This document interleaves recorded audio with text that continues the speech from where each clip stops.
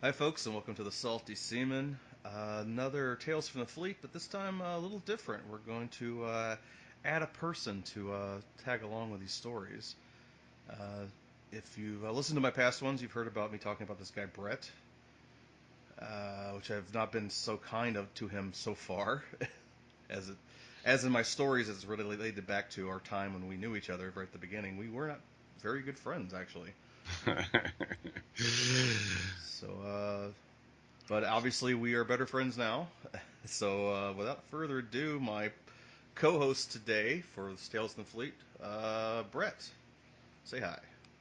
Well, Brett, they used to call me Bach back on the ship, so. Yeah, if I call him Bach occasionally, that's probably why. It still comes out of habit sometimes, but working on trying to just call him Brett. Especially when I'm around his family, because like his brother and dad in the same room, and I yell Bach, and everyone turns around. That is very true.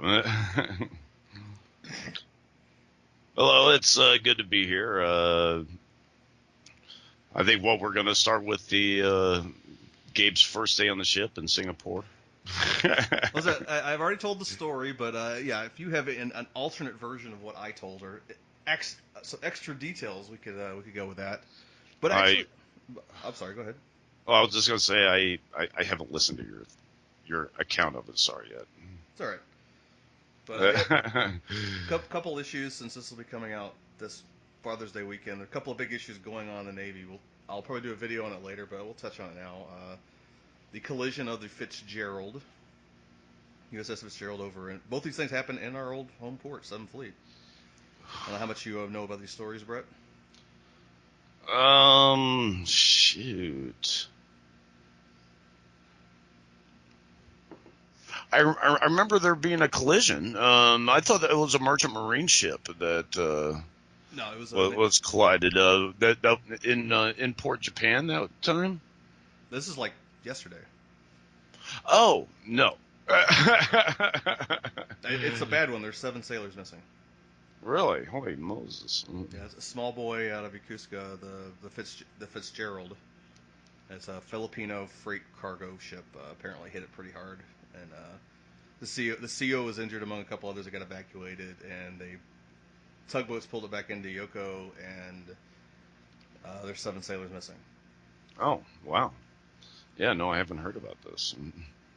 So I've been asked a few times, like, the editor for my freelance thing actually asked me, like, how do you run into a ship at sea? Oh, they have it happens all the time. No, we were on board for a collision on the Blue Yeah, we Ridge. were. We were. We hit. Oh, what did we hit? It was a anchored Japanese oil tanker. Yeah, that's right. That's right. Yeah, I remember that. It wasn't like Commander Jackson, the OOD or something like that. From what I've heard, he wasn't on the bridge originally, but came up and took the con, and then there was some female JG, I believe, who was the conning officer, and they had the books changed, and basically Jackson took the fall from Oh, okay. one of the Wow. rumors I've heard about what happened in that situation. Because he was already fucked, because he was the XO of the Kurtz when it ran aground. Yeah. Like, that's why he was our senior watch officer, because he basically got kicked out of the XO program, and they really didn't know what else to do with the guy. He was a good officer, though, for the most part. I mean, comical at times, but comical not in a way that Maybe he would want to be known as being comical. But tell the hip flexor story. Wasn't oh, that going? oh yeah. What was his name? Markowski. He came on board with you, didn't he? Nah, he was gone before I got there. He was. Oh no, he came on board with Gassany. That's right. That's right. Um, no, yeah. Well, we were out doing the morning PT, and he was Markowski was not participating in the physical training as well as some of the people around him would have liked. I was kind of just laughing at him. I didn't really care, but yeah, I remember Commander Jackson walked up to him and was just sitting there trying to exercise at the exact same time as discipline him. And he walked up to him and he was in there doing the hip flexor thing. And, you know, all of a sudden the chief stepped in and said, "Oh, what's going on here?" And, well, I forget who it was. I think it was Neighbors or something like that. But yeah, he tried to intervene in between Markowski and Commander Jackson. Commander Jackson's like, "This sailor just made me miss 5 hip flexors due to his erroneous PT actions," or some like he was trying to be like utterly literate about everything that he was saying. And I was like, He wasn't a okay. cat. He was a ring knocker, so I think they all had kind of a weird attitude. But I'm sorry. So, well, he was a character. I mean, we called him the werewolf. He was Mm-hmm. the original werewolf. He was the original werewolf until Chief Gilchrist took that mantle. Yeah, and what a way he did too. Chief Gilchrist took it big time. Yeah. That was a great chief. I mean, if you ever talk about a chief out on the fleet, I always think of Chief Gilchrist. Our DAPA at that, our fucking alcoholic ass DAPA. So they're telling some drug and alcohol program associate or whatever, DAPA. Yeah, drug and alcohol program, assistant or something. Yeah, nothing like getting told you have a problem 8 o'clock in his office when he's reeking of fucking whiskey. We're gonna send you to, God, what was the program called back then? Changed the name so many fucking times. The alcohol program. Oh shit! I forgot what it was back then, dude. DAPA, just DAPA referral to alcohol treatment. Yeah. Yeah, just call it that. But no, the man, I remember all them functions and stuff like that that he used to. Like he'd be like setting up the volleyball tent with that flask in his back pocket the whole time, taking a nip off of that wall, getting everything ready for the picnic. Well, and he was what was he? He was a cook, MS. He was an MSc, yeah. And that was his full-time billet. That was the DAPA. But he earned his nickname. He got the mantle of the werewolf in Russia. Yep. Yep. Yeah. What was that famous phrase of his? Okay, we'll stop. All right. Well, so that's just it. Well, that is the plan right there. We'll stop by the bar, have a few more drinks, and then we'll just go out and see Russia and just enjoy it. But then it's like every 2 blocks. It's like, all right, so let's stop in here again, have a couple drinks, and then we'll keep going and see some more of Russia. And it's like a 9 a.m. pub crawl. He's taking like some juniors. I remember, like I think Metcalf was with him. It was me, it was Hanrahan, and it was Michael. Oh, was it? Okay, for some reason I thought Metcalf was on that. Nope, Metcalf wasn't a part of that one. No, it was just us 4. Yeah, because my group, I was with Jackie and Carpenter, and we ran into you. Now I think Michael was the day later or something like that, because that was the I gotta get a whore thing or whatever. I think that was Korea. No, that was in Russia. No. Because remember, we were supposed to be in our groups at all times or something like that. Oh yeah, we were four deep in whites. Yeah, it was like definitely something you'd never see now, that you can't advertise that you're in after 9/11. They don't really like you advertising you're in the military in foreign ports. No shit. No, going out in town in whites unless you're in the States. No, actually, I think you're right though. I'm sorry, I digress. Metcalf was there because whenever I engaged in that drinking contest with that Russian, and Metcalf was sitting at the same table. I'm trying to remember it. I remember I did out drink a Russian guy, and I was like bragging to everybody, and even though I kind of cheated because he was drinking straight vodka, and I decided to be smart and take an orange soda and dump a whole can of vodka in there and just drink the whole orange soda. That's how I beat him. I think our groups were together for that one too before we broke off again. I remember Jackie cheering you on. Everybody was cheering me on, despite the fact, the Russians were all saying that I cheated or whatever. But it was like, hey, You didn't say you couldn't mix it. yeah, you didn't say you couldn't mix it. It was you drink the whole can of vodka, and I did that. Yeah, it was like we ran into you guys a couple times a day, and you were always. I mean, we were hitting the bar as much as you were, but it was like you were telling us, it's like, yeah, Chief Chris just keeps wanting to go. We keep wanting to go look at something. We just keep coming to like, the bars, and now we're talking to women because you were like the women in Russia are just like, oh my god, like every group of Yeah. sailors you saw by like mid afternoon was walking around with a bunch of women.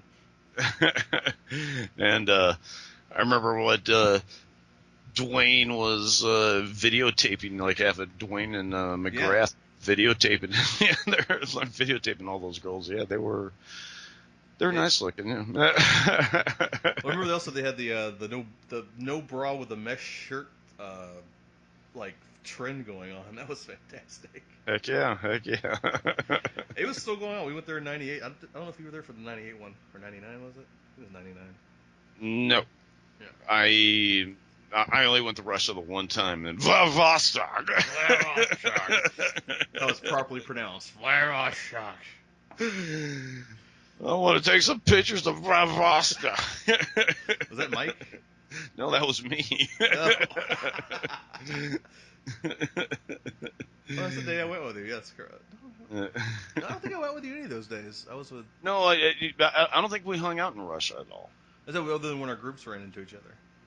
Our groups may have ran into each other, but no, I don't think that we actually went out in Russia. I think that was before you and I really started hanging out. Yeah, a little bit. We were just kind of warming up to each other at that point. I remember running into you with Metcalf and them and Chief Gilchrist like that first day out. I don't really remember hanging out with you until that day whenever Mike and I used to grab a 6-pack of Red Dog. Yeah, good old Red Dog. And we would go out to the bleachers and kind of pour one for the homies, quote unquote. But really, I remember that was like one of the few times I ever wasted beer was Red Dog because we couldn't finish. I couldn't even finish a whole can of that crap. Yeah, we had like the rest of that 6-pack. It was disgusting. Yeah. Yeah, I think that was like right before the Olchi that came up. Yeah. Yeah, I think too sidetracked. The other issue, which actually reminded me of a funny thing we used to do with. Jesus, I'm forgetting his name. I named a character after him in our game. Line 3. Bay? Bay, yes. But yeah, we had the Lost at Sea movie we were going to make. Remember that? No. It was like we were going to kill Senior Chief Mayhew. Oh, that thing. Oh, okay. That was Lost at Sea. I thought you were talking about that. Our movie was Murder at Sea. Mm-hmm. Oh, but there was another Yokosuka sailor. He was supposed lost at sea on the USS Shiloh. Uh-huh. And yeah, they found him 7 days. Like they had the full Coast Guard, like Japanese Coast Guard search teams, like a whole week. They basically declared him dead. They found him hiding in a space in the engine room. Wow. What did he do? Sneak out and like steal supplies or something like that? Yeah, or? it wasn't a big ship either. Like I can see you do that on a carrier, like where you can kind of blend in because there's so many fucking people. Just keep it down. But a ship of 200 people, like how he could, I don't know where he was going to the bathroom because like, I can't imagine him anytime being kind of safe for him to walk out. Well, I mean, you begin to know the routines of the ship itself. You could find time to be not seen. Yeah, it's an interesting story to unfold because everyone's assuming he must have somebody helping him out. Yeah, there's always that possibility. It just reminded me of our murder mystery. We're going to kill our LCPO. We spent more time who's going to casting who was playing who than writing the script. If I recall, I was like, oh, we got to get Chris Farley to play Bay. A couple of years before he passed, of course. Yeah, well, he used to do a great Chris Farley impersonation. I know, looked like him too. He was a bit of a heavy-set blonde kid. Yeah, he's. Not Them nearly as two fat as got Charlie. it on. Look, Senior, I'm working as hard as I can, okay?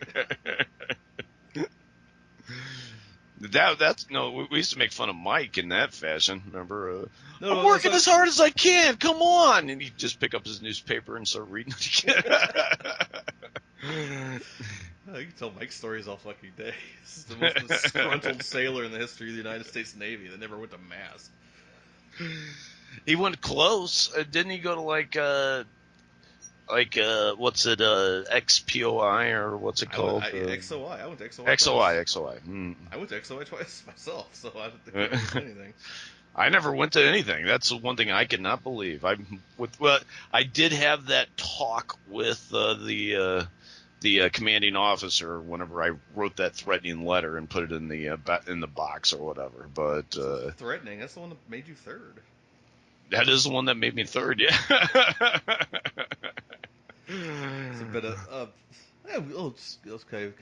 Anyways, for the Shiloh sailor, yeah, there must be some collusion involved, and I'd like to hear more of the story. Same thing with the Fitzgerald. I mean, I've 7 lost at sea still. I haven't heard, as of this recording, nothing on that yet, so that really fucking sucks. And I really, but basically, yeah, inexperience, carelessness. Remember, ships don't don't break on a dime. You break, you're waiting another, good 2 minutes before you stop moving. So, Oh yeah. Mm-hmm. with a crowded port, I mean, these things do happen. Well, I remember the time that the Blue Ridge hit that other ship. I mean, the seas were really bad. I mean, the ship just wouldn't stop moving. The weather so, too, yeah. Yeah, and so I mean, Factor. that was one of the main reasons why it actually happened. I mean, because yeah, the ship was just tossing and turning the whole freaking time. So, We passed a little bit close, which would have been fine in calmer seas, I think, yeah. But the ship just zigged when it should have zagged and started going, speeding up its rate towards that ship faster than they thought. But it was funny because I remember when that happened because you actually did feel it a little bit. I mean, but it wasn't. Yeah. I thought it was like more like a wave or something like that because you felt waves and crap like that all the time too. But then when somebody ran down to the berthing and said, "We just hit a ship," I was like, "Oh wow!" You were in the berth?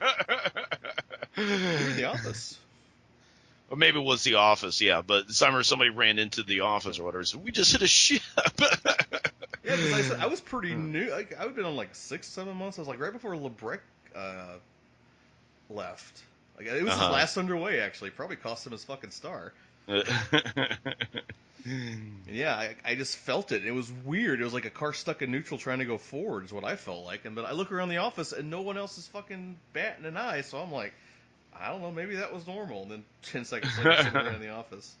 Like, I remember it's like Sergeant White was actually on the smoke deck when it happened. Like, yeah. That's right. It was a Marine that came in there and said something. Yeah, it was Sergeant White. He was the ex-Navy guy. He's cool shit. Yeah. Yeah, he was like standing up there on the smoke deck and looking and was like, really looks like we're about to hit that thing. Really, really, yeah, we're hitting it.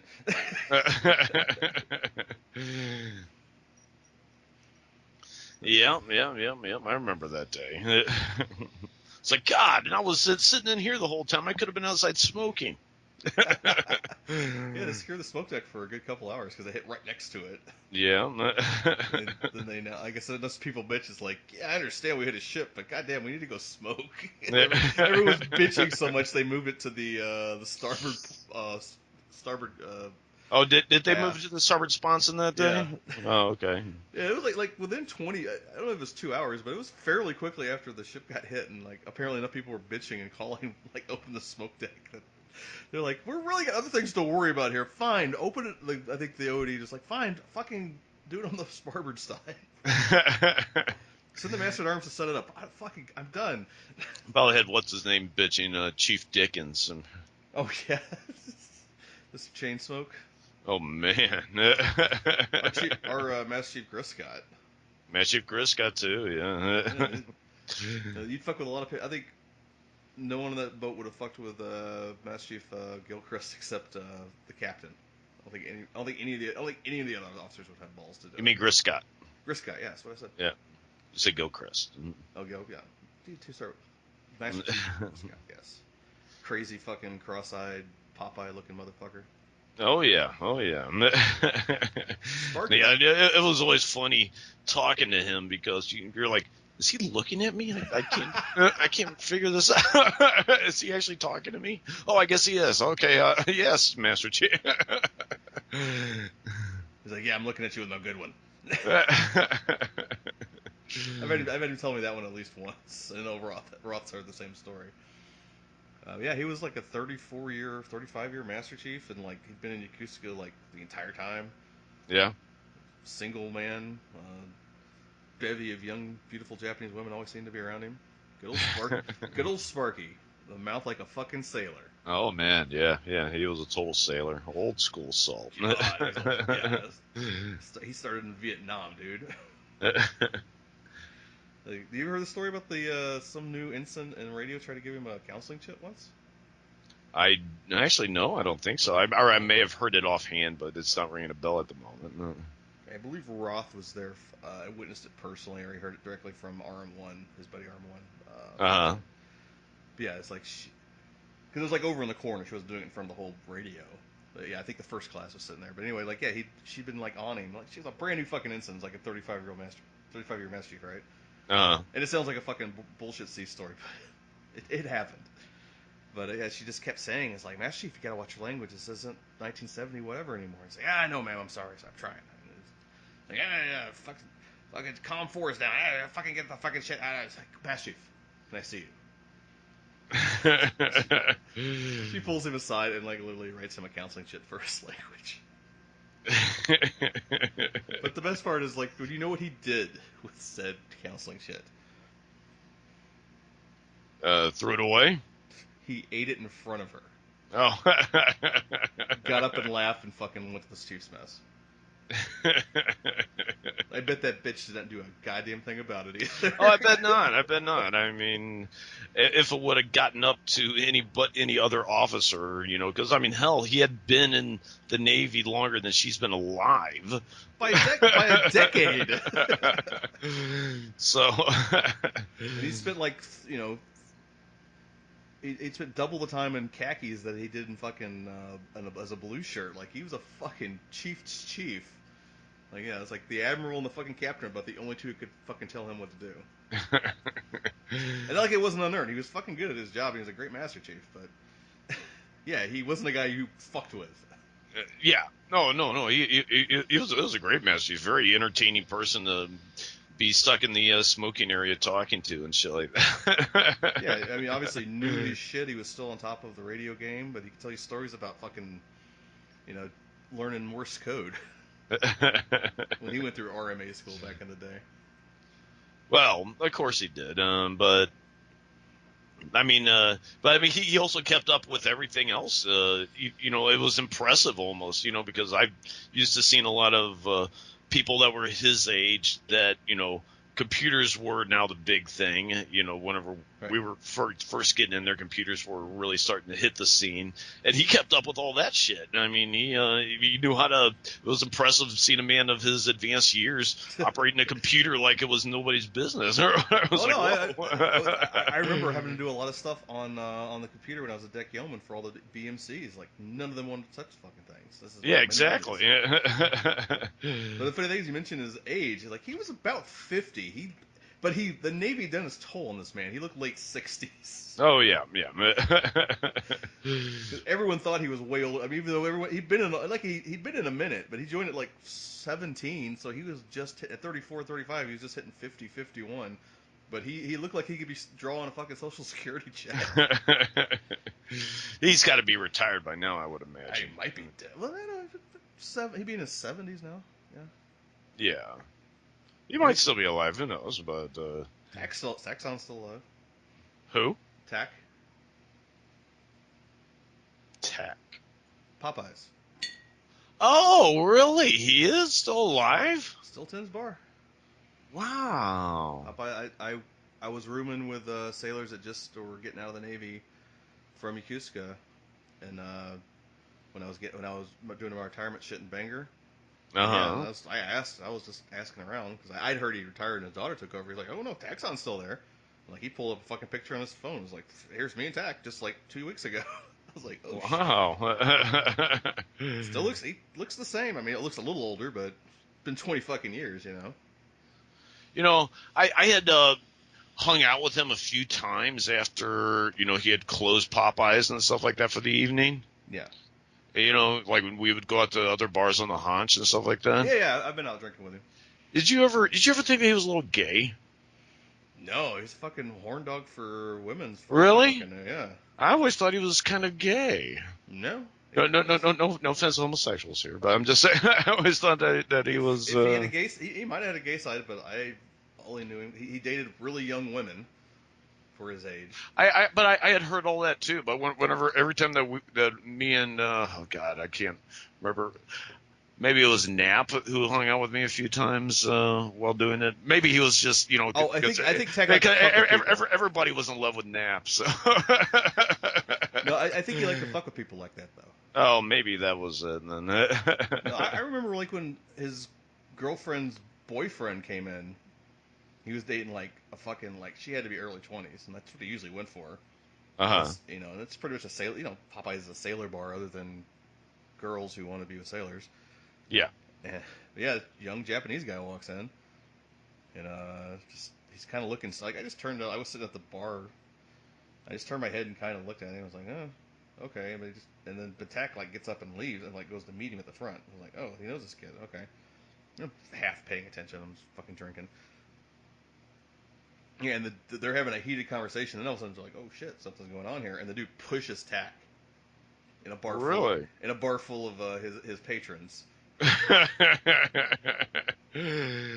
was like four dudes jumped the fuck up and were like, "What the fuck are you doing, Tack?" Hold on, dude. And Tack just calms it down.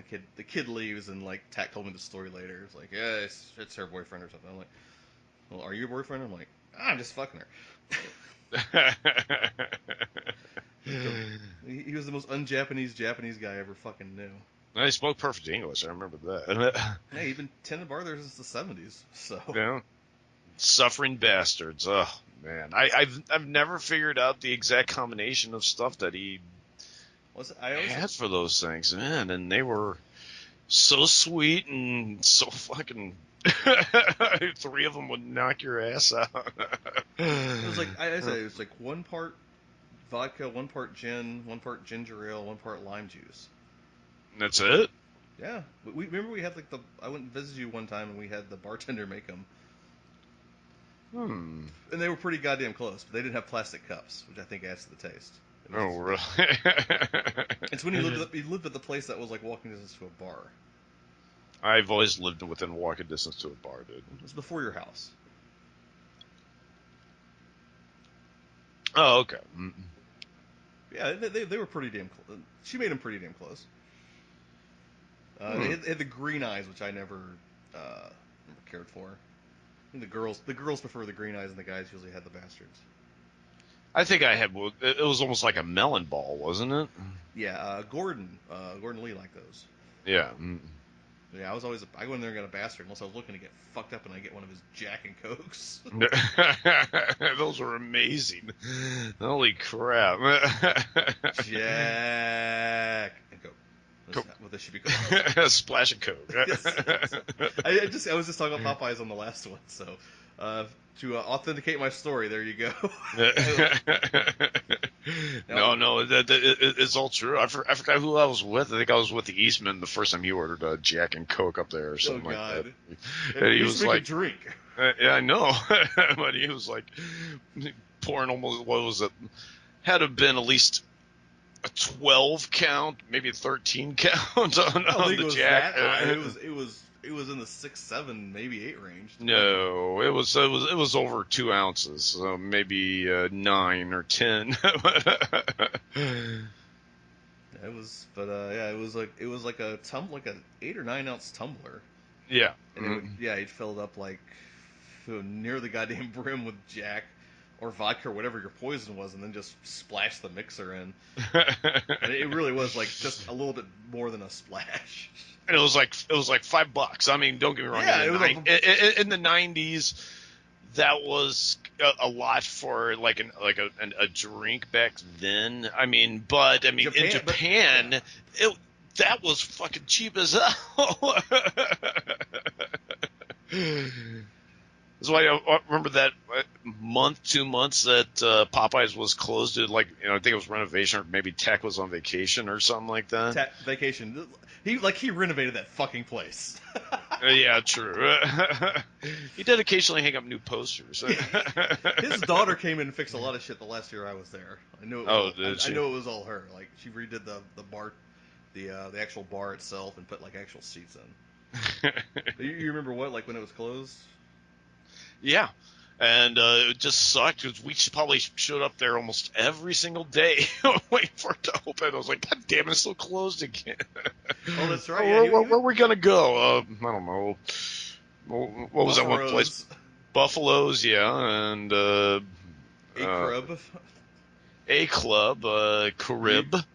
if you want some buy me drinky girls, yeah, go to the crib. I do Um, karaoke there, I guess. And then New Tokyo. New Tokyo, yeah, that's right, that's right. There's a science place that was like kind of out of the way that Mike liked. I forget the name of it. The lab. Science place. It had like a laboratory motif. I think it was called the lab or something. There was a dance club for about a year called the Funky Stuff. Yeah, there was always a dance. There was like, well, other than the black club, that always had a dance floor in it. But like, Oh yeah, what was the name of that club? I don't remember. There was two black clubs. I'm not trying this to be racist. I'm just saying where people normally hung out. And Yeah, yeah, and Navy guys of the black persuasion wanted to meet girls who like guys of the black persuasion. That's what they went to. So one was like Soul Kitchen, right? yeah, I think so. They had food too. I don't know how good Japanese soul food is, but Chicken tempura. Hey, it's fried chicken. don't know, man. Do they know how to make fucking collard greens in Japan? Well, collard greens. Collard greens. Let's get it right. Coward gleans. That's right, coward gleans. Here, insult my entire family. Thanks, jackass. Oh. And then they did Country George's. They had a country bar. Yeah, yeah, yeah. They did. I used to go there back in the beginning whenever I still liked country music, but yeah, after a while it was like, Yeah, I mean, if you want good music, you went It to a used to be Sunday. Rock City though. I heard it used to be like cooler. It used to be like Yeah, call yeah. something like Rock City because everybody complained about it whenever it became Country George's or something. It's Country George's. Their own like Buffalo's, Country George's, and one other. I think 8 Ball are owned by the same guy. Yeah. So yeah, he turned into a place for the good old boys to hang out, other than the one country section of the A Club. I was kind of Popeyes played heavy metal, so I was fucking completely. That's another reason I was happy with going into Popeyes. And then we go to Buffalo's. We're in the mood to hunt chicks because getting a girl in Popeyes was a little difficult. It's not Usually, but not impossible. not impossible. No. I did his. He had a assistant bartender one time. I did her, but she worked there. I I got randomly lucky like a few times, because usually the girl was supposed to meet somebody there yes, at that did Popeyes, happen. but the guy never showed up, so I happened to be Yeah, one of there. your exes. That's how I got her. Yeah. No, but you specifically sent me out to tell her you were I coming. just sent you out because I thought I was feeling tired that day. So just tell her I'm not in the mood. Typical Brett. Oh, look, Brett, it's laning. What was that girl, right? No, I am boring. Well, she spoke good English, but she had like the L problem for a while before she went. Like when you were talking to her, she just got back from a year in the States or some shit. Yeah, I know. Yeah, no, that was that same girl. Yeah. She kept saying to me, "Blet, I am boring. I am boring." And I kept saying, "I know you are. Why don't you let me sleep?" What was she trying to say? I'm bored. Oh.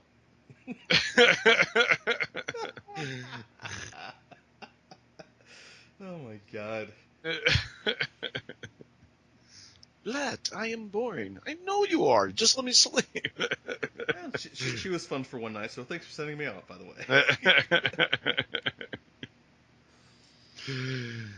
Yeah. Uh, Anyway, what were we talking about? Your first oh, day? we can get to it when we get to it. It's a good thing about sea stories. Oh, well, you did leave out. You said the first time you took Eastman there for the Jack and Coke. Like, did he freak out or something?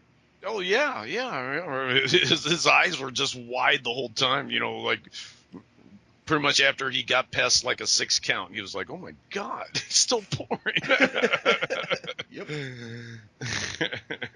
The only guy I ever knew got busted for being underage. Well, he didn't get in trouble. I mean, you know what I mean? Like, they actually checked his ID. Remember Carla? Yeah, yeah, I remember that. He was, both me and him were still 19. Uh, yeah, I went up a few times. Like, a lot of times I would just give you the 5 and, like, say, hey, go pick up because I don't get caught. But a couple times I chested it. Carla didn't say shit, but she, I, I don't really remember ever getting carded too much. Ever. Carla would do it. Because I mean, for one thing, I mean it was stupid because they didn't card you off base. I know. That's the thing. Like, they changed the drinking. It's just like, yeah, you can go to a vending machine off base. They don't check. I mean, they do now. It's all electronic. You got to Uh-huh. swipe a ID card for cigarettes or beer, and there's not even beer machines around, like except in hotels. That also, Oh man, that's a shame, man. I yeah, remember. I remember when you could buy you buy a bottle of you whiskey. could buy a fifth of whiskey from a vending Yeah, machine. Suntory whiskey. I mean, You it was like what about $40 a bottle or something like that, which was a ripoff no, of no, Suntory. it was But but no, no, that was actually like a cheap night. You really wanted to get fucked up with a bunch of people, and you didn't have a lot of money. Yeah, you could buy a fucking fifth of Suntory out of the goddamn vending machine. Go hang out at the park. yep. get fucking hammered as shit. But yeah, the whole like it was. We called her Carla because like I don't know what her real name was, but she's the old Japanese lady, and she was just such a fucking pisser. Yeah, I remember. She had the nerve to get angry whenever I puked all that stuff all up over her floor. God. Yeah, I can't imagine. That's when you were drinking draft beer, if I recall. Draft beer, and I was eating what the hell was it? Katsudon. I was eating Katsudon before because it has those eggs on top of it, and then I was drinking draft beer, and You just like casually leaned over and puked up and went back, kept talking, if I recall. not that one time. I remember that one time I scrambled towards the bathroom, and I heard that Jay Davis was just like rolling on the floor. He was laughing so hard. Of course, Jay was. Jay thought you were hilarious. Like, with certain problems like going up elevators, moving with kegs. I don't know if you want to talk about that. Well, that was before you were even on board, dude. No, but the story was legendary. I heard it so many times. Okay. Well, I mean, it's just a matter of wearing loose-fitting clothing and exerting too much pressure onto your lower abdomen. Sometimes you think Well, you went on a fucking. as you lift something, sometimes it's natural to fart, and you hope that fart doesn't have anything in addition to it, and but sometimes it does, and you get a little splatter under the ground. Fuckers, that's disgusting. I remember scrambling towards the bathroom after that happened. I was like, oh, Leaving a shit. trail from what I heard. Let's also don't forget you got fucking hammered the night before. That's why your shit was so loose. I assume. No, I was hammered then. We were moving a keg, dude. But I think you were on like a 2-day bender, if I'm not mistaken. Oh yeah, I think I will. I mean, that's not surprising. I'd be on a 2-day bender there, but I mean, shit. Remember sleeping in the berthing just on the chairs? It was like it's 6 o'clock in the morning. You got to muster at 7 o'clock in the morning, and you're like, crap. It's not even worth getting undressed and laying in my rack. I'm just going to put on my uniform and just crash in the office for an hour. Oh god, one thing about Japan, uh, the trains don't run after midnight. So if you're not in Yokosuka by, if you're not on the train by like 11, like I think the latest like 11:50 ish, you could maybe get back to Yokosuka from like Yokohama. And if you're in Tokyo, forget it. You have to be at least on there by like 11:30. You could always take a cab, but it'd Oh be God, about $50 cab yeah. ride. So basically, if we were out like at the hurricane deck in Yokohama, and I know we did this a few times, it's like we're just all having a great fucking time, and it's like, somebody's like, hey, it's 11:30. Like, what are we doing? Like, and then we just go back to having a good time. It's like, yeah, Like, yeah, 11:45. What did I, we just? I think I have a chance with this girl over here. Yeah, Yeah, let's try to hang out until the duration. yeah, One till 5 one a.m. o'clock in the morning. Oh, 5. It was like 11:45. You weren't getting to that train station. You were going to be in Yokosuka till 5 a.m. And of course, we never hooked up from any of those situations. uh, Maybe got a phone number. Not ever. I think maybe some phone number. Well, let's say 1 out of 20. Yeah. like a Wednesday night, and it's just like shambling back on base at like 6 a.m. because it would have been like the time you get to the ship. It would have been like 6 a.m. a little after. Just rolling straight into your uniform. Maybe shower. Like it's just like, okay, I can shower or just try to catch 30 wings. Oh, half the time I wouldn't shower. I would maybe I would shave half ass or something like that. And well, you had to shave that fucking Wolfman beard of yours. Yeah. Yeah, do like a half-ass job of shaving, and then sleep on the blue chairs for like 45 minutes, and then reveillees. Oh, fuck.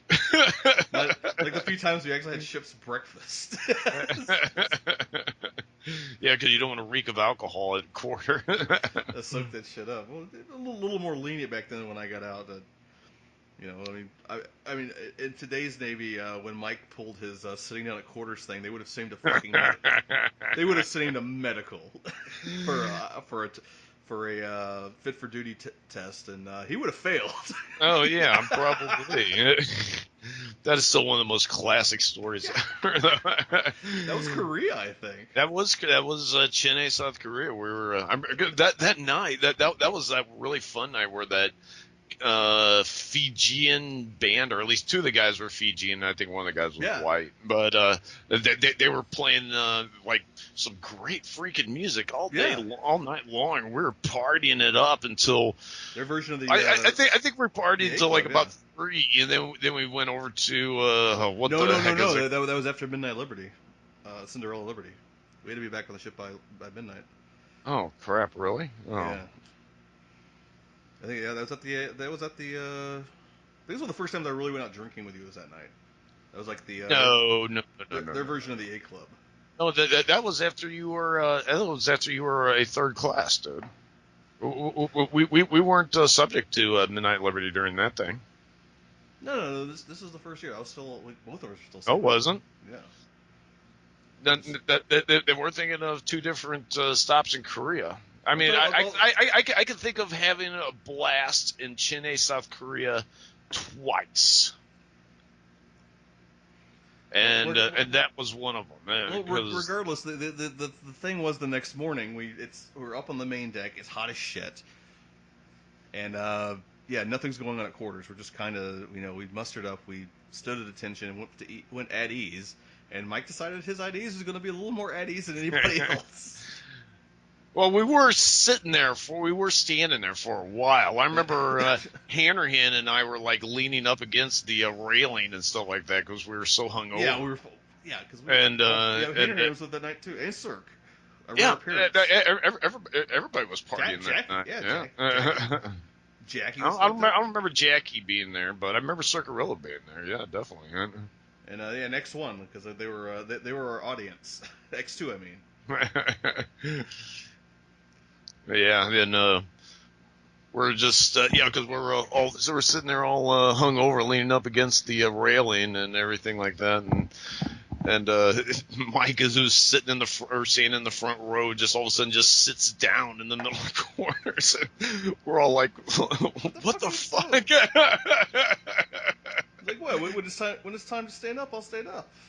Let's see why I gotta sit down here. And then like Kime walks up to him and stand goes, up, Gasney. Michael, Gasney, stand up, stand up. Michael's there going, stand up.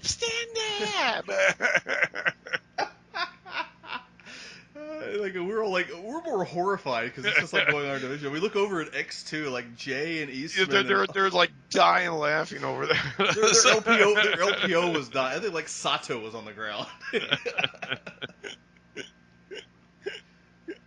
I told you I worked with Sato on the Stennis. Oh, really? Yeah, they finally moved him out of Japan. They forced him out of Japan for his last year. He'd been like there the whole time, Yeah. and they basically said like no, like he's like, dude, I'm moving, I'm going to live in Japan. I'm blah blah blah, and it's like I've been here 19 years, and they're like, or how, like no, your last year of your enlistment, you will go back to the States. So they sent him to the carrier, and yeah, he was just like, just send me to the mess techs. I'll be the mess tech master, mess tech chief, LCPO for the rest of the year. And that's what he did. They just like, all right. He came in a couple times to media departments. Was like, hey, Sato, what's up? I was like, oh, Owen, shit, man, what's up? We had all that, but he was just like, Mystic Master at Arms like, Chief. nope, fuck all this shit, fuck the Navy. Like I said last year, this is gonna be a Mystic Chief Master at Arms, and I'll fucking, and he fucking loved it. He was a great. They all said like he was the coolest fucking chief they had down there. But yeah, I think that back to the sitting down thing. I think he got EMI like what he had to write Yeah, paper. What he had to write a paper about military pairing. something like that. Yeah. Like he filled it full of sarcasm that no one got. Which when I went back to journalism school, I had to do the same thing when I got in trouble. Finds out that that journalist types do read the papers, your essays, and do recognize your sarcasm.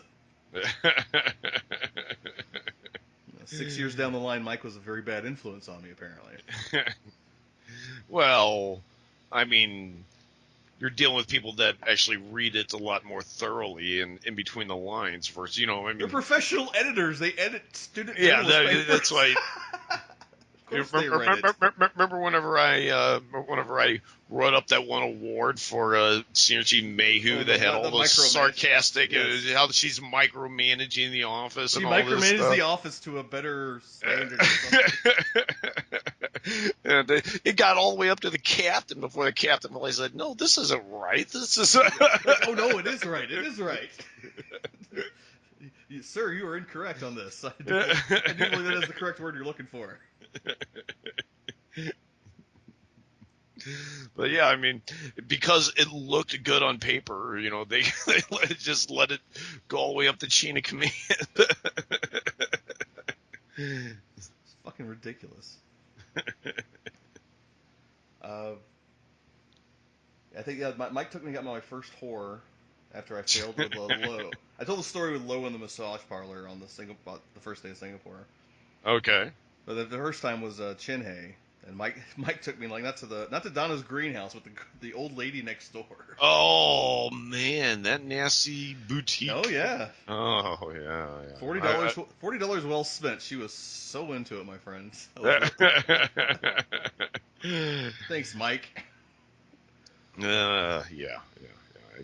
I patronized that place one time. Does anyone else work there but her? There were a few employees there. No. They weren't known. I'm like, Donna's greenhouse had some very pretty ladies. Yeah, they did. But I mean, that's all you could go into Chinhei. Like, even if you got in a cab, wasn't you like try to go to a dance club and they just took you to Donna's? Like, you got in like a cab. Yeah. Yeah, well, you would ask to go to anywhere else, basically, and they would just take you to Donna's greenhouse regardless. I want to go to the grocery store. They're like, yeah, Donna's greenhouse? I'm like, no. Any other bars or anything like that? Donna's greenhouse? Well, I can't take you to the Clarkstone base, so that's the place you want. Yeah. But, I mean, you were right. I mean, there were some higher quality women in Donna's greenhouse and stuff like that, but the place next door, not so much. But whenever the three were occupied too much at Donna's greenhouse, you had to go somewhere. Let's say, I think after you left, it was a year after you left. I think it was 99. Uh-huh. And I had duty the first day with Schuster. Remember J.D. Schuster? Vaguely. He was The officer. the baby face. Yeah. Yeah, okay. Yeah, I remember. Yeah, we were in shore patrol, and like that's where me and him became friends. Actually, like him and his wife are still friends. His wife and my wife are still friends to this day. Oh, really? Yeah, That's cool. he owns a brewery out in West Coast. Really? Yeah, Oh, we need to stop by he's told me there. anytime. Yeah, it was like the first. That was the first night we were there, and there was So this is probably this is '98, I think. Yeah, and there's one girl in there. She was drop dead gorgeous, and she wore like a red, white, and blue bikini. Oh, I remember that girl. Yeah. Oh, was that? Well, you were. You were there for that one. Okay. Well, I mean, it may have happened again. I mean, I imagine it was a popular prop for her to wear. Yeah, but everyone was like just so enamored with her because she was like, she was above and beyond in the looks department, and she had, Yeah. had that fucking body. Oh But it yeah. was like, at the same point, is like, me and Schuster out there, just like after like the sixth time we saw her go up with the guy, I was like, it's a good thing they're drunk, or they'd realize it's like, like you're the sixth guy just this night to stick your thing in that hole. It's like, cause she was like, you know, like she never stopped moving. She was she was the prime target. Oh yeah. Yeah, I remember. That's why I said the three women. If they were all occupied the whole night, you could always go to the place next door. Well, there was a couple others, but yeah, she like the top three like of the best looking ones got the most attention. Depending on how far we were into ultra focus lens, like we pull in like the second time to Shinhei, like the other girls, hey, they're getting attention too now. Oh, that was the first year. Like remember, it was like they just changed the Cinderella Liberty policy. So and that was coming off the backs of Guam and the Sex on the Beach incident. So everyone blamed it on that, but they punished the Yeah. belows. And yeah, we couldn't drink in Busan. Pusan. It's actually pronounced Busan, apparently. Oh, is it? Oh, okay. All Yeah. right. Sorry. We were always Oh, saying it wrong back then. we always said it as Pusan on the ship. So. Yeah. It is now officially, the romanization is now Busan. Oh, okay. Sorry, it's been a while since I've been in Korea. 20 years, yeah.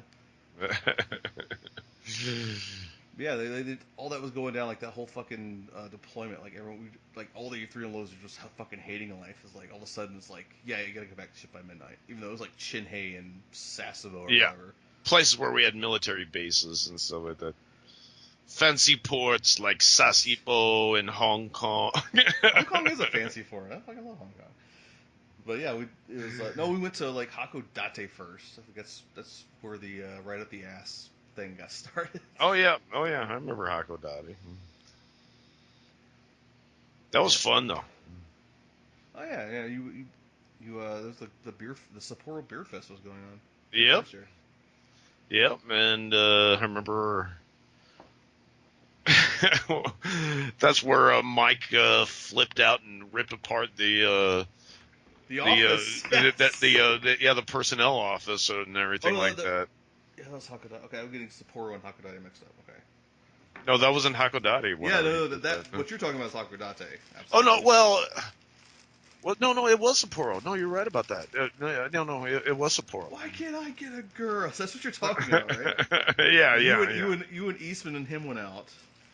And like Eastman was, a better looking wingman than Mike. So I was like, hey, Eastman, you take, you take, well, he couldn't really approach women or anything like that. He's waited for women to approach him. So sometimes I had to step in and start talking.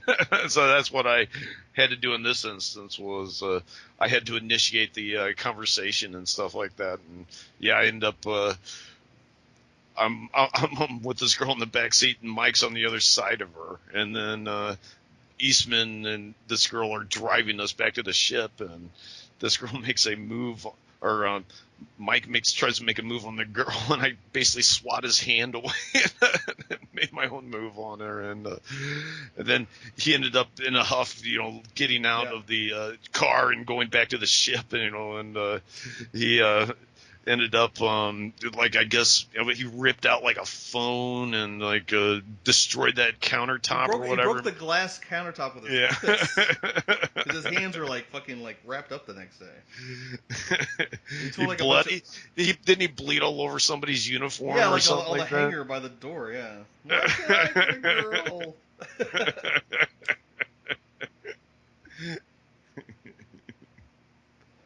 And at least for a while, he had a fucking gorgeous ass fiance though, so that did happen for a while for him at least. Yeah. Oh yeah.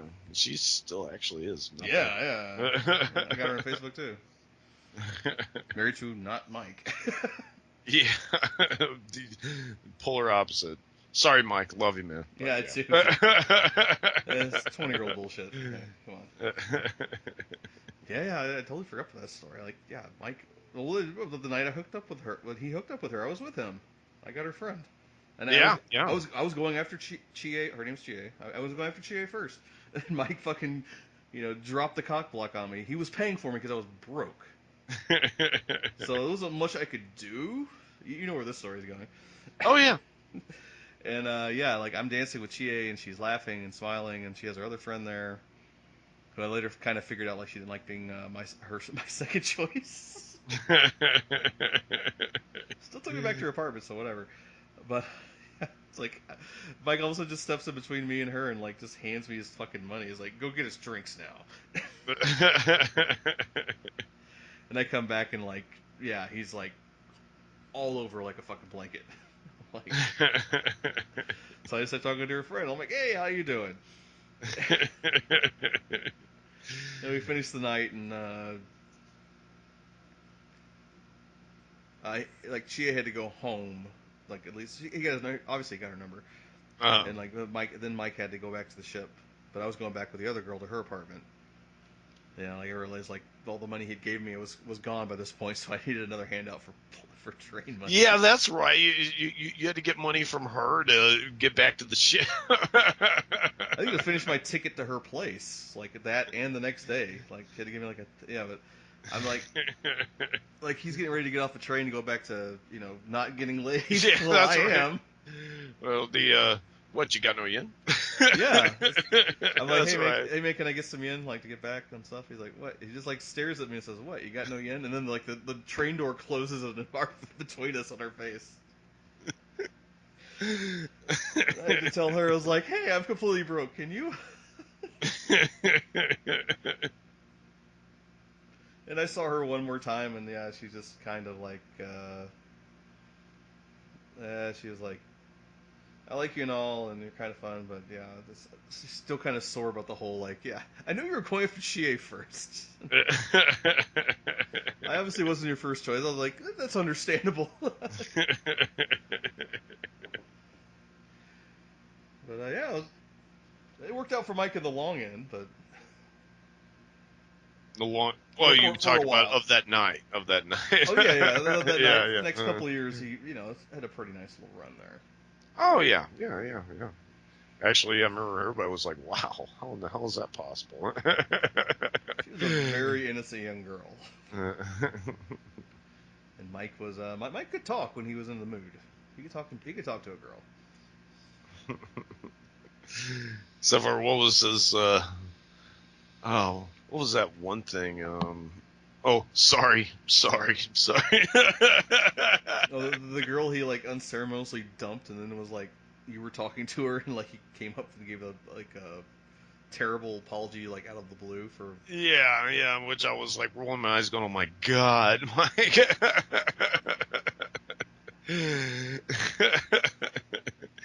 It's like, well, I'll see you later now. Uh, Because I mean, she spoke really good English, and she was really cool. Actually, she was into like classic rock and stuff like that. We were like talking about like Led Zeppelin and stuff like that, and then Mike just interfered and did that stupid thing. I was like, oh god, well this conversation's over. the cock block supreme, Mike.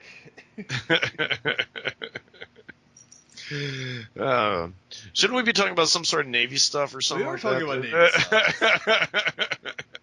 All right, we can go over the Singapore story again. I mean, what was your perspective of me coming in? My perspective of you coming in. I think I was already drunk whenever I Mhm. saw you for the first time. Correct. I think my first line was "Want another boot camp" or some stupid thing like Yeah, you that. immediately called me a boot. I remember that. Fucking boot, I think. Fucking boot camp shit. um, let's see where did we go? I know we started at Soap and Suds. I think we went out into We had dinner somewhere, and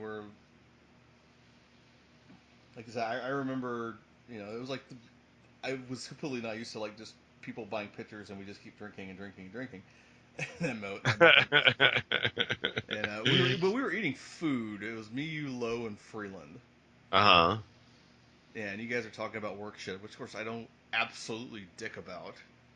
So like any comment I made was just I just got looked at with horrible derision as you should for a fucking boot camp.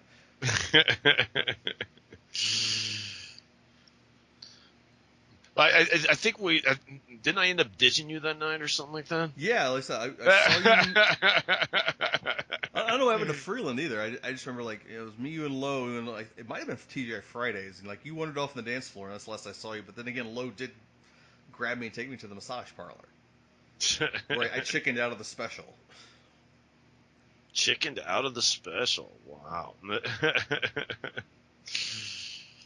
Never chickened again. No, I was good after that one, but I was like, I was 19 and brand new. I was like, what the fuck am I doing? I don't think that was that night that I woke up with the wrong underwear on or whatever. It might have been Fiji. We woke up in some weird No, places in Fiji. that was in Singapore. I remember, but it wasn't that particular time in Singapore. I just remember like everyone has like stories of waking up in weird houses and places in Fiji with. Not me. Uh, I actually, I was almost an angel in Fiji. yeah, not everybody else. uh, Yeah, I was just like, I was like fucking, thatch huts kind of places. I was like, sorry, ma'am. Yeah, I gotta go back to work. I just remember everybody having really bad like body odor. Oh my Oh god! yeah, yeah. Everybody do it. So some of the women were like knockouts, and then you would and then like they would like lift up their arms. You'd be like, oh my god!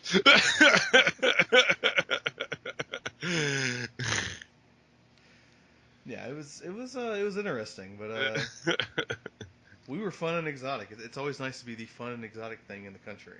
I think you agree when it comes to you know being a young man on the hunt for a young woman. Oh yeah, oh yeah. That's one thing I always say about the Navy is like, like they ask, what'd you do in there for 6 years? Like, uh, drank a lot and partied a lot.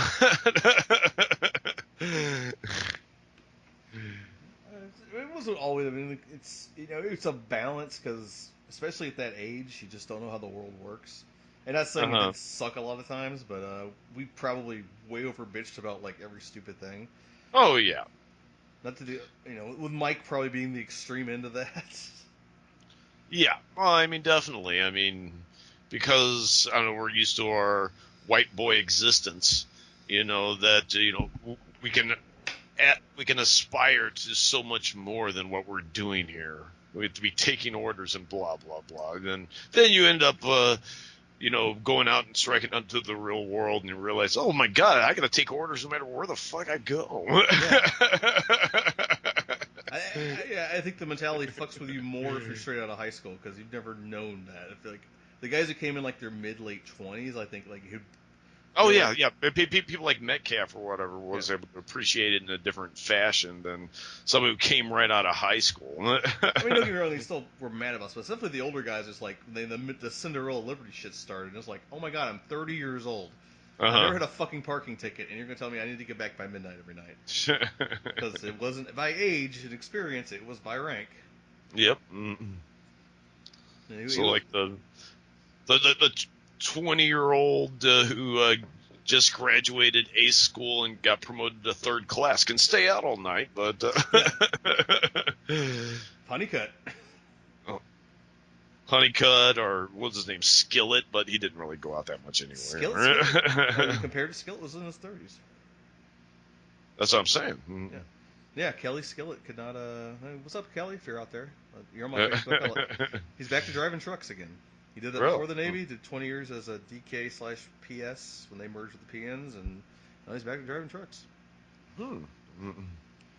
Good guy. I like Skillet a lot. Oh no, I liked him a lot too. Well, I'm just saying that he came in at an advanced age, and Right. he would have. I mean, I think it was a seaman whenever I left. Still, so I mean, Yeah, he made third, probably right after you left. Yeah. okay, but yeah, I mean, but yeah, he basically, this guy was like, 5, 6 years older than me, but he would have had Midnight Liberty. Well, I got mine on a command advanced placement. I didn't even pass the test, and here, I passed the test, but I didn't even. I passed, not advanced. Yeah, your capping was like, I think everyone was pretty surprised by it, and I think it was probably like a change to you to realize like there were people who thought you were pretty goddamn good at what you did. I don't know if I was a good yeoman ever. I don't know. I applied a lot of logic to a lot of the papers that we would print out, and was like, "Wow, why is this so hard?" or something. Yeah, you're a very very competent worker. Jackie had like more trouble of like about anyone, but when it actually came to his job, I mean, don't let the accent fool you. He was a fucking fantastic guy. Oh yeah, he was. Yeah, he was much better than I was. Yeah, but he was I mean, I don't think anyone trusted me or you. Just like these two fucking troublemakers. What are I you got talking about, man? I was the Alpo for a while. right, but I'm talking about certain people in certain positions. Just like you were True. untrustworthy, and you got blamed for dragging me into it because they thought I was some kind of innocent waif when I got there. Yeah. I really got that idea is like he's ruined now and it's all his fault.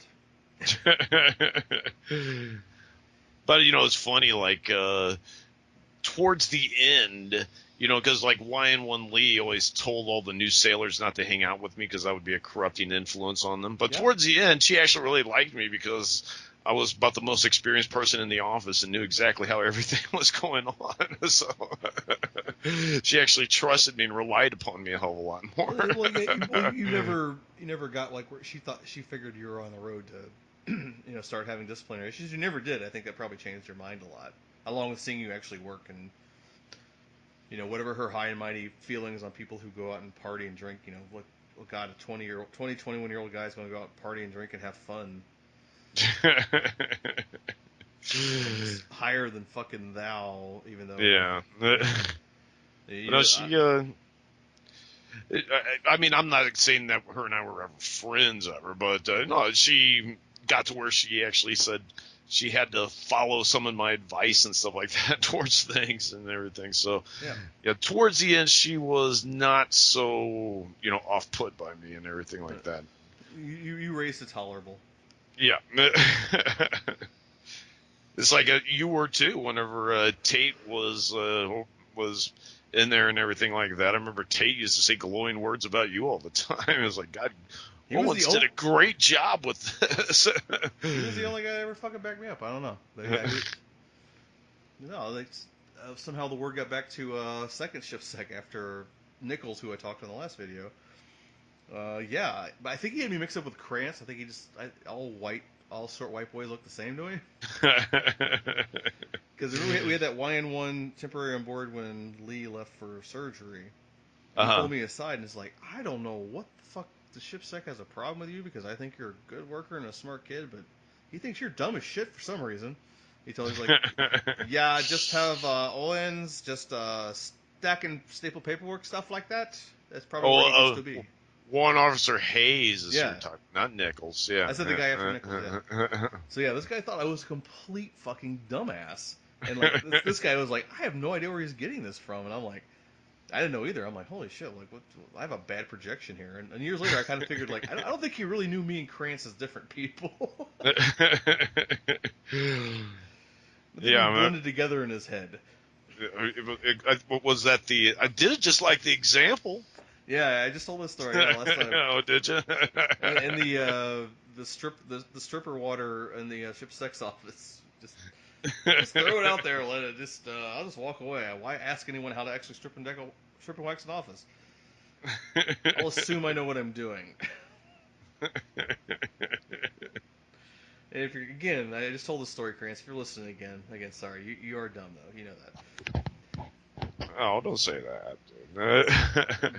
He knows it. He's back, good. back then, it was a different time, and maybe. Don't think he got any smarter. He's a good guy though. He's a good guy. I like you a lot, Tony. So yeah, we all came out. Me, Tony, and Jerome Malone. Yeah. No, Another interesting character. I thought you came on board the same time as Cranston. I was 3 weeks ahead, Oh, you were okay. and then like I think Jerome was like the next week. So, but we all basically came in like within a month's period of each other. Yeah. I didn't know those guys. Like I'd met Ted. Like I came with Ted. We both came in the same group. Uh huh. And I knew Ted from like the smoke deck. I think that's why I didn't know Krantz and Jerome because they weren't smokers. But I definitely knew Ted, and like we saw each other TV. We were like, hey, you, yeah, you. But yeah, like I feel like they realized that they did bets on like what color you were based on your name, and like apparently because my name is Gabriel, they had like a good 50-50 split what my race was. Really? Yeah. Like Gabriel, I don't know, is almost like a Hispanic name, isn't it? Part of that, yeah, it's a Hispanics are more. There's more Gabriels than Hispanics, and Owens is kind of a common black name. So Well, there's yeah, definitely. I mean, I remember quite a few Owens on the ship, so. so yeah. And then Krantz, like everyone pretty much pegged for a white guy. So well, name Anthony could be. Then Jerome Malone. It was like everyone like, he's black. Jerome Malone. Woo! Gonna yeah, get a coke. Woo! The fucking black excited southerner. I'll tell you. Yeah. Yeah, I like Hall was fine. He's the dirty. I'm not going to talk into his business on this, but the dirty thing he did before he left. I mean, that That is something I don't agree with, but I mean, at the same time, I we shouldn't disclose anything too much, but yeah. What and I really only know the story, whether or not it's true or not. I mean, I'd never actually read any reports or anything like that, so I don't know if that's actually true. I just heard what I heard other people say, basically. yeah. If it's true, it's shitty. But I mean, not criminal or anything, but shitty. Just It, shit.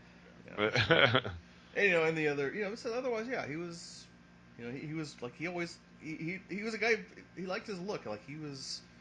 Us juniors back there, we really didn't. Most of us really didn't give a shit if we looked sharp and whatever. Like he was the guy who was always like fucking Oh yeah. crisp and like he always had like he always had like a 5.0 in military bearing because he had like the best fucking uniform and he like had outstandings in all his PRTs. Oh yeah. The other parts of the eval usually weren't that great of him, but his military bearing Yes, was was awesome. fucking It outstanding, was huh? off the rails. Yeah, and deservedly so. He was, but And that would always be like a polar opposite to my military bearing. I'd be getting like fives across the board, then like a 3 in military bearing or something. I can't imagine that. No. Yeah, no, I didn't start getting those till like my 5th year. Like after I transferred, like I had like a real long period. Like I was like a super sharp fucking sailor, and somewhere when I got old and like closer to E6, it started to wear off back. Like I went back like kind of like a belt loop back in time. Like, yeah, I'm passable enough. What are you gonna fucking say? I'm an E6. Fuck you. From that like on the record every 2 weeks getting a haircut to like approaching week 6. Probably should get this trimmed up. Yeah, I remember. But my hair was always so much longer while I was in the service than when I was out of the service because I used to remember I used to put so much shit in my hair just to keep it all slicked back. Yeah, So yeah. I would always look like I had short hair. But whenever I went out on Liberty ports or whatever, I'd let my bangs fall, and they were usually like past my mouth and Oh, everything. we had a fucking contest one like the first one I'm 84 under Medley because she knew it because she let it go. She's just like, you guys don't be stupid about this. No, don't worry, Chief. We're good. We're good. Like we had like you always had to wear your cover at quarters because the wind was blowing at sea. Oh And yeah. your bangs just be flapping everywhere. You know, and it's like they said like, oh, it's an uncovered quarters because the wind is too windy, and like both of me and you have like our covers like We strapped would as like tight. we'd like be act like we have like part of our hand on them just to keep it on there. It's They're like, hey, like, why are you why don't you just take them off? It's like they said no covers. Like, I want to keep my hat on for reasons. Not like we look guilty about anything at all in this situation. oh man, and wearing the same like dungaree uniform because it's got that crease in the sleeve. Yeah, yeah, it's like something It may smell like crap because I've been wearing it for 4 days in a row, but it's got that crease still. So I'm wearing yeah. it. I'm not gonna iron another shirt. Goddamn you! I mean, but no one gave fuck less than Mike because he just showed up late. At least me and you would like attempt to run an Oh iron yeah, or well, something. Mike would just luckily for us, Mike set the standard. So and Jackie while he was there, just I mean, Jackie's a great guy and everything, but yeah. no, It's whenever Jackie first got there, he was like Mr. Military Baron. It was really after his mass, and that's what. although it was after his wife got there. Or maybe it was after his wife got there, but that was after the mass anyway. There, so. Yeah, he was. But yeah, those two like more Mike than anything because he was more in the division while I was there. Just he had just like these giant wrinkled balls on his. I mean, don't get me wrong. I remember I have the most infamous story of having a wrinkled shirt at the wrong place. I know that one was so fucking funny. But in terms of It was a time volume, whenever I was actually sitting there going, "Oh my god, even I wouldn't wear that shirt." it was a wardrobe malfunction. I'm telling you. It's the whole thing about that story. It wasn't like I just pulled it out of my fucking sea bag and threw it on and said fuck it. It was just I had a wardrobe malfunction and I just ended up just. It's still my fault. It's still stupidity on me. But I wasn't trying or being that lackluster. I'm like, oh, it's an award ceremony. Like I had a tiny coffee stain on the shirt I had the day before, which would have been completely fine. But no, I go find a old boot camp long sleeve in the bottom of my fucking rack, and I'm like, oh, I'll just iron this out. It'll look better. It's stain free, and I did it dry with no steam. So like pulled on the ironing board, it looked fine. So I just grab it and throw it on, and I'm like, okay, I'll just keep it tucked really tight in case I miss some stuff. And then the shirt as I'm walking just wrinkles and wrinkles. It just everything comes back. Because we got Yeah. inspected, because like we all were getting awards, and we all got inspected, and I passed. But by the time we get to the main deck, I was fucking a bag of wrinkles. To the point it was like Uh, I think it was Marzilli yells, it's like, "Hey Owens, nice shirt!" Like as I'm walking to get my award.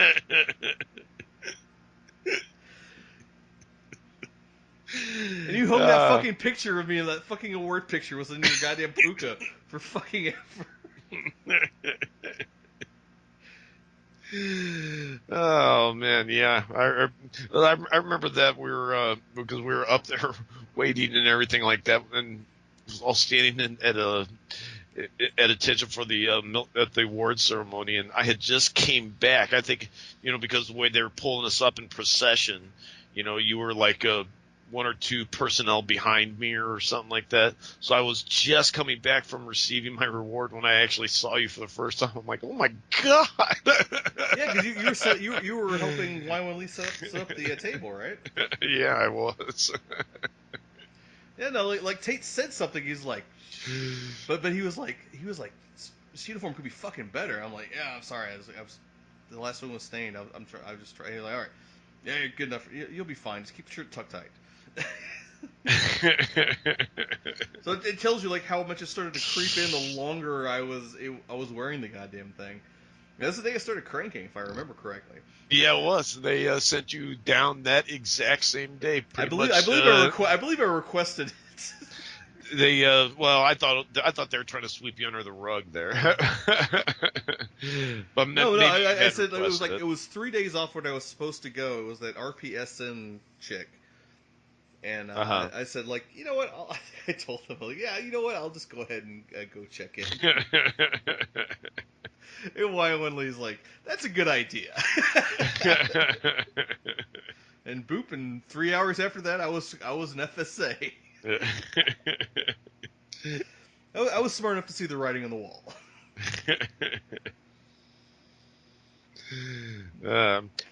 Whenever you were in FSA, though, you were on the main mess section. You never got to have like officers or anything like that, did you? No, other than the ODs who came through for like chow relief. But, no, Yeah, like as far as we know, like I never saw the suppo or the whoever the supply officer was for S5. I don't or S2. I don't even fucking remember. It was Senior Chief Baker's fucking show. That's as yeah. high up as I fucking went.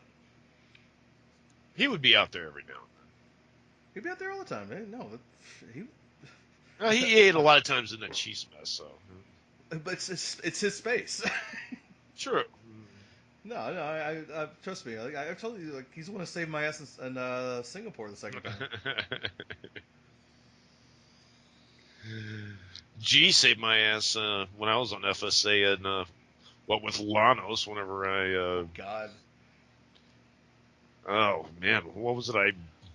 I slept. I was supposed to muster at quarters at like 6 o'clock to for FSA duty. I didn't get up until like 9 or something. How the fuck does that happen? Where were you?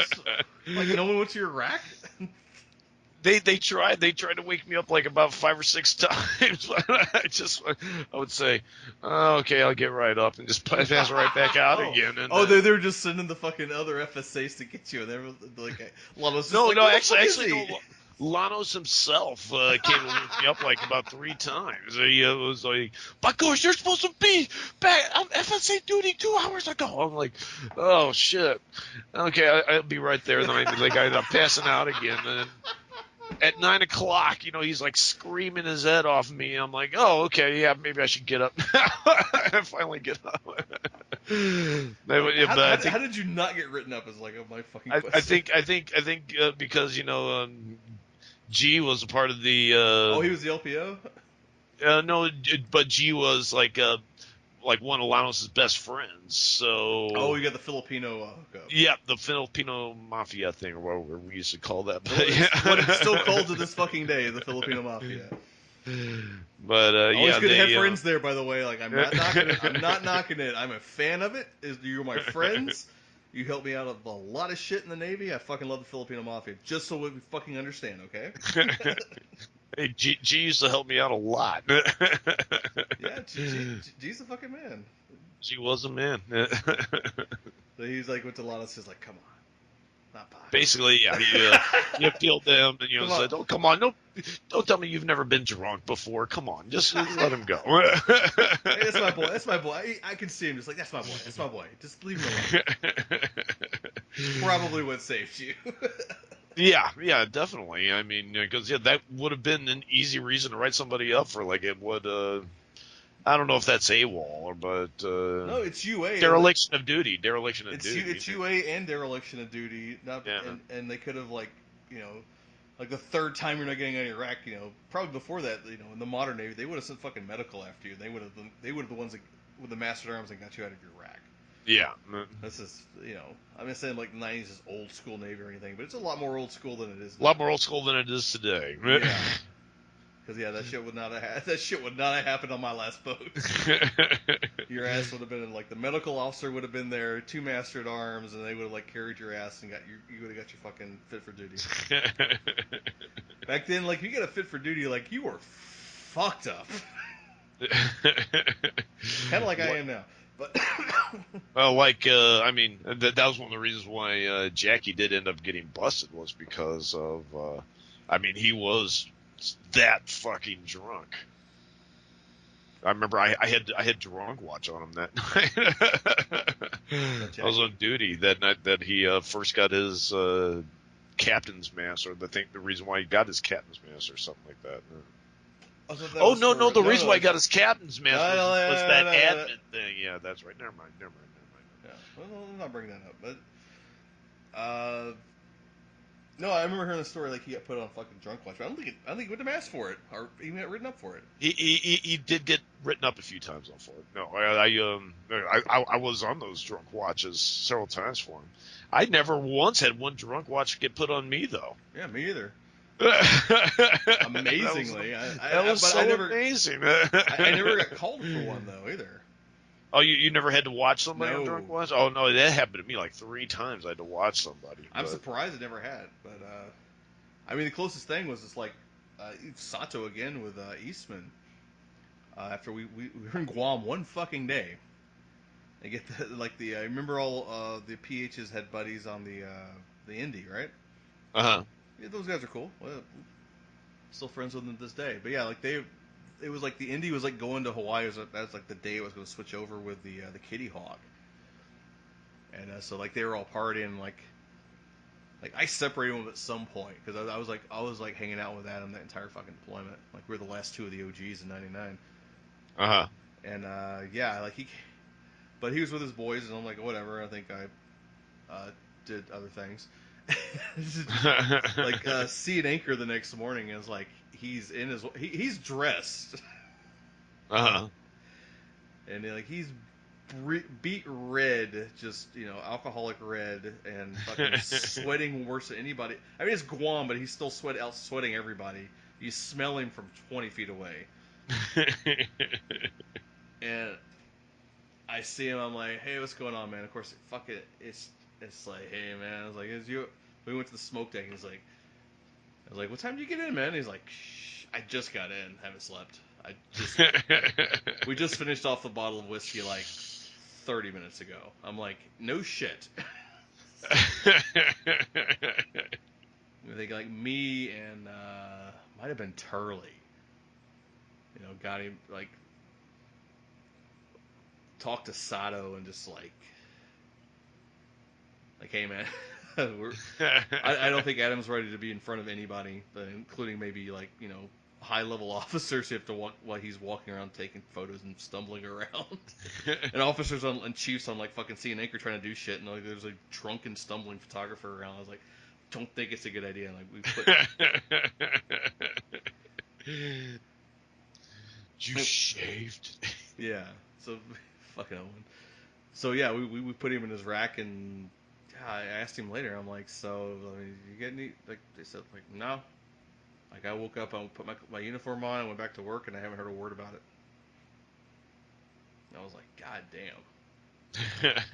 Another thing, like everyone loved Eastman, Uh-huh. and he was apparently a fucking whiz in the developer room. Days before Oh, digital. really? Yeah, he was like the fucking man.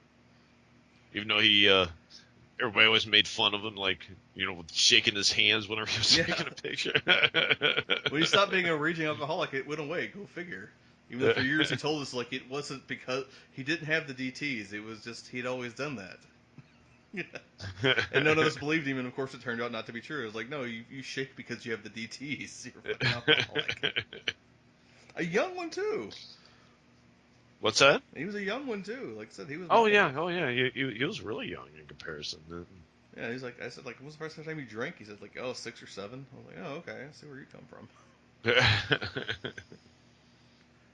But yeah, but he straightened up his life and found Jesus and a wife and Oh, his kids, and I know he's got a wife and kids. I didn't know he found Jesus or whatever. that's kind of the idea I got. Oh, Cool for, okay. but cool for him. Like he was on a dark track for a while.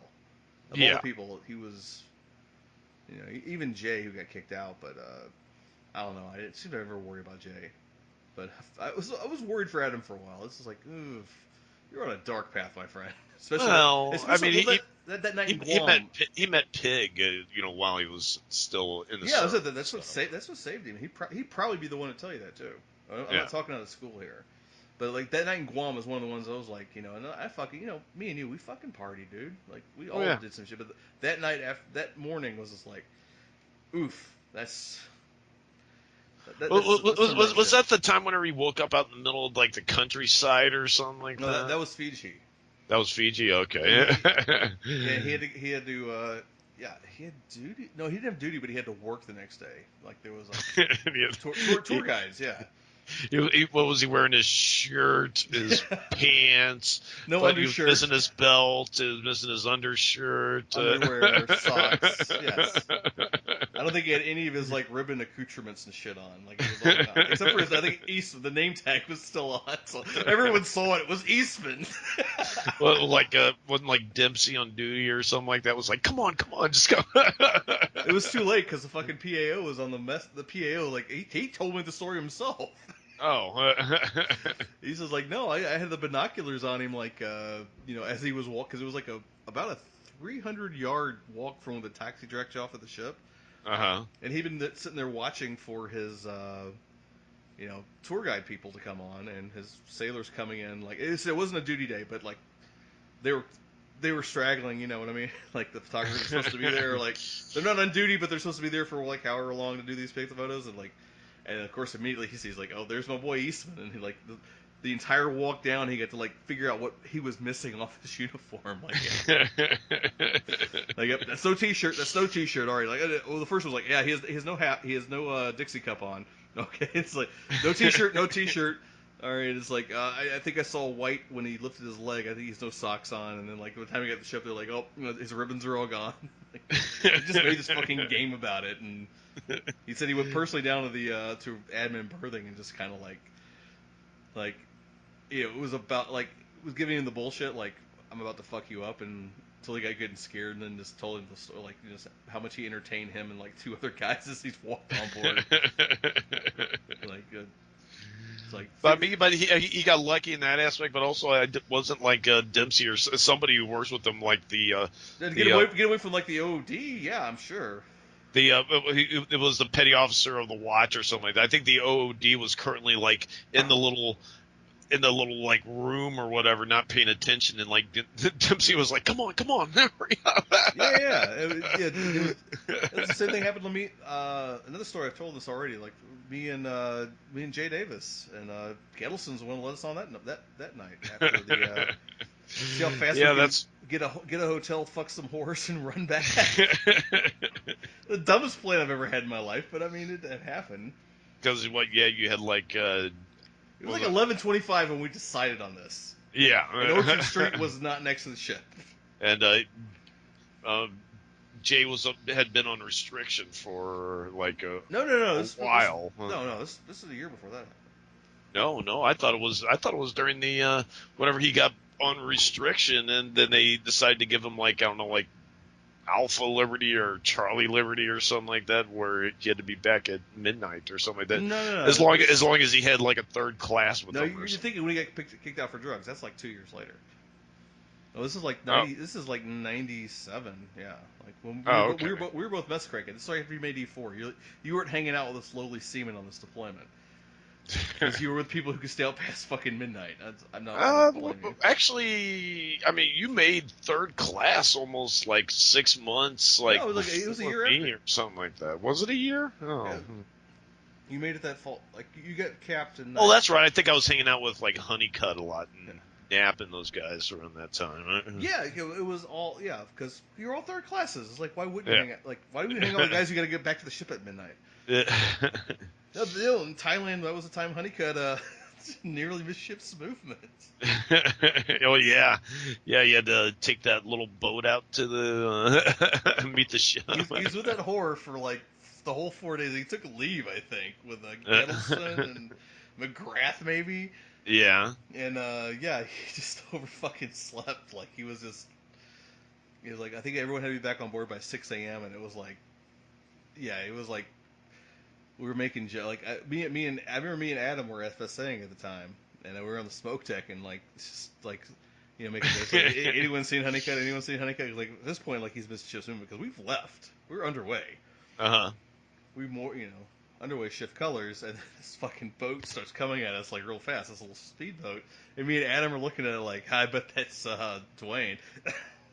And he gets closer. We're like, holy shit, it is Dwayne, motherfucker!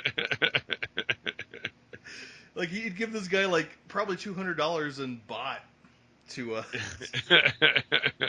just break every maritime law in the books. Again, pre 9/11, like this, that guy would have been shot today. Yeah. And, Yeah, definitely. And remember the old bosun's mate, warrant officer, what's her name? Oh, Kohut. Kohut, yeah. It's like she's like, throw him down a Jacob's ladder. What the fuck's up, Honeycutt? Maybe the world's first or second ever female warrant officer bosun.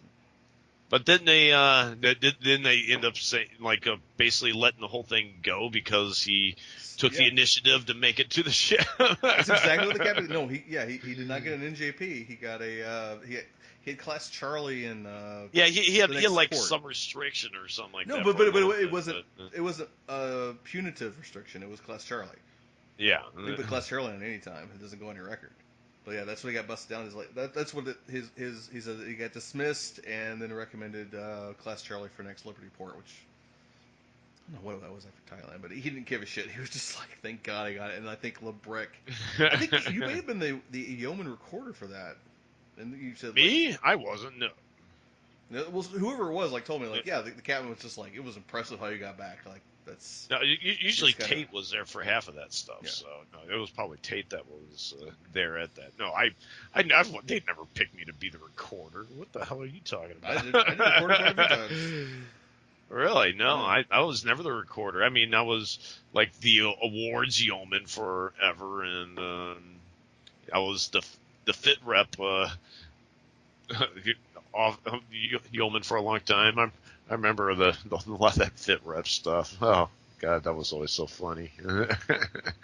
Just because you get to see a lot of officers and chiefs and like what people actually think of them. Yeah, and I got to put my own input on a lot of Then on top of that, I always looked so busy, all the time. You're like, oh yeah, I got all these fit reps to work on, but usually I was like writing up adventures and crap like that. Yeah. Werewolf. Yeah, we were dungeons. I mean, we sound like cool dudes who go out drinking and hang with women, but we were actually really giant dorks who play a lot of Dungeons and Dragons as well. I call us in between because we had social lives, but we also had dorky lives. So. Yeah. We could talk about the Fleet fucking Lounge. I have promised that story before. I don't know if you want to go into the fucking Fleet Lounge. Explain exactly what we're talking about here. What, you want me to tell a story about the Fleet Lounge? Well, explain to the audience what the Fleet Lounge is, or what it was. Basically, all the people who play Dungeons and Dragons and stuff like that and refuse to shower hang out at the. You're fucking cruel, dude. That's what it was like, dude. I mean, half not all of them. They're like, Jesus, dude, you ever heard of soap? Jesus. But yeah, all hung out at the Fleet Lounge. But I mean, one, I guess you could say, opposite thing that with Gabe and I here, we only really hung out at the Fleet Lounge on like weeknights and stuff like that. Weekends we would still go out and party and stuff like that, And lots of times we'd actually party during the weekdays too. But, but as we progressed and wanted to save money more often and stuff like that for stuff that other than just spending money out on the haunch, we would actually. That's a drinking bar outside Yokosuka. Yokosuka base. Well, it's. I'll explain what the haunch is to people who don't know what it means. It's a strip of bars outside Yokosuka base. Yeah. Named for Honcho Street. You will never see a sign for it because they gave up after God knows how many street signs that say Honcho on it were stolen by sailors and Marines.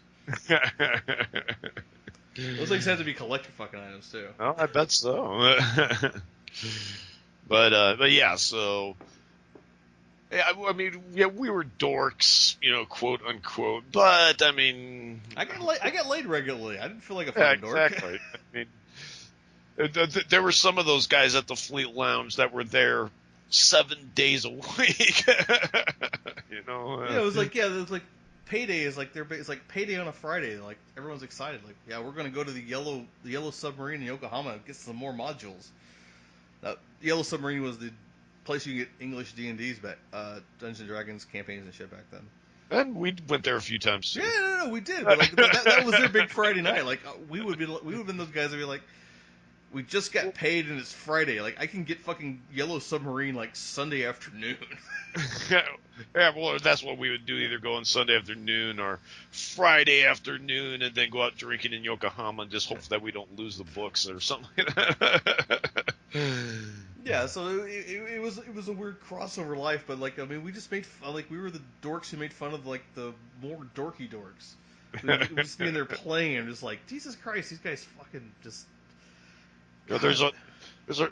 a great party, and you can have a hell of a fun time outside the gates there, dude. Why are you stuck inside this flea line? Well, other than as I said again, the not showering bit, but Yeah, the stinky guys. Yeah, yeah, no excuse for them. And those you obviously have a lot more problems than the rest of us. But yeah, but yeah, like the other people, and like occasionally you see like because they had the big screen TVs and like be playing like the game, whatever it was, uh-huh. and like you'd see like a handful of people who'd come in to watch like the hardcore sports guys on like Sunday morning or whatever, watching the Saturday night college ball games or whatever. But they're Yeah. just surrounded by these fucking dorks playing Dungeons and Dragons, and they've been there like 3 days, just like Sunday morning, and this guy just wants to like fucking try to watch the game, and like apparently there's nowhere else in the world he can go, so he had to go to the Fleet Lounge.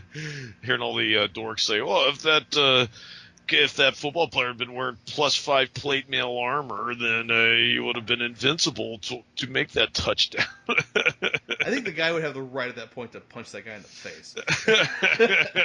I'm gonna, and I say this as a D&D guy. I'll allow it.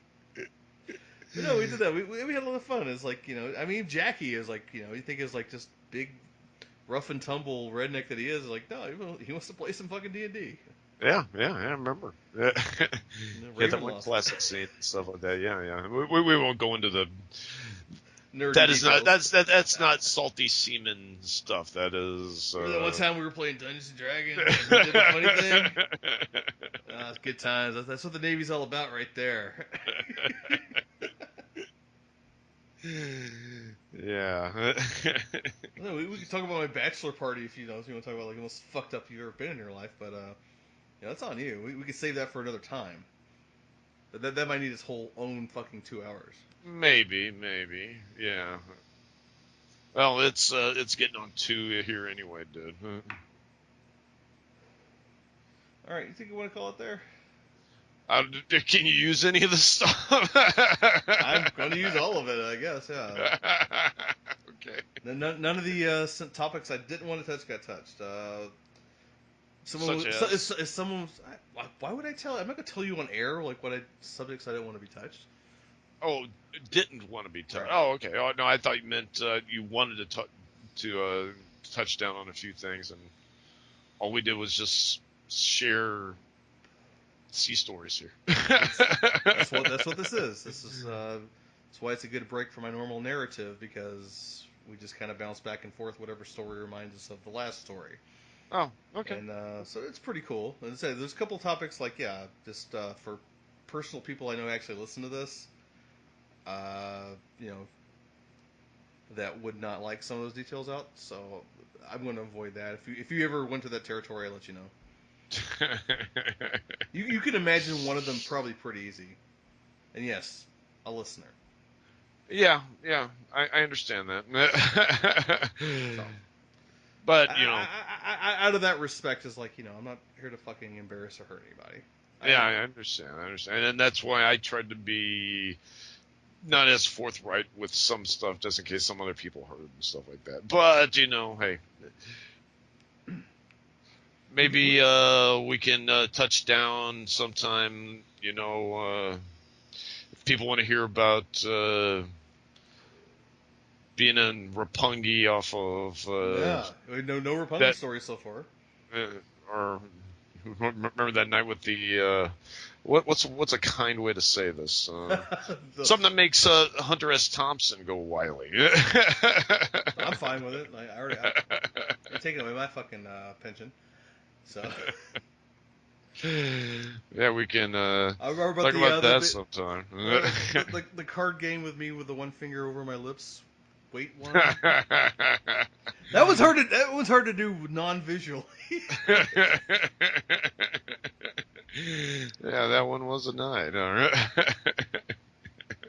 Describe it in the proper detail, I think. All right. Well, I hope you guys enjoyed listening to this 2-hour ramble, just two old sailors telling fucking sea stories. That's we'll probably if you guys respond good to this, we'll do a couple more in the future. We got way more stories than this. Yeah, So yeah. I had a blast and like talking about my pasts and stuff like that. So, yeah, yeah. We'll do it again if anybody liked this at all, and if you didn't, then hey, I'll probably do it anyway.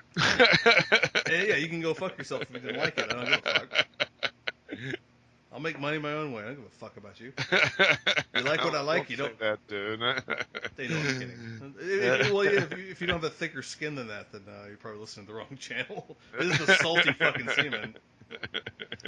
My God, if I had that thin of a fucking skin, like when you and Gettleson fucking serrated me that one time for that one incident, I don't think I would have survived. What incident was that? Nah, I'll tell you up there. If you don't Oh, remember, it was at a McDonald's. I do okay. remember that. All right, so that's going to do it for the salty seaman and my friend Brett. All If right, you take it easy, everybody. take it easy, guys. We will talk to you later. I'll see you freaks around. Peace.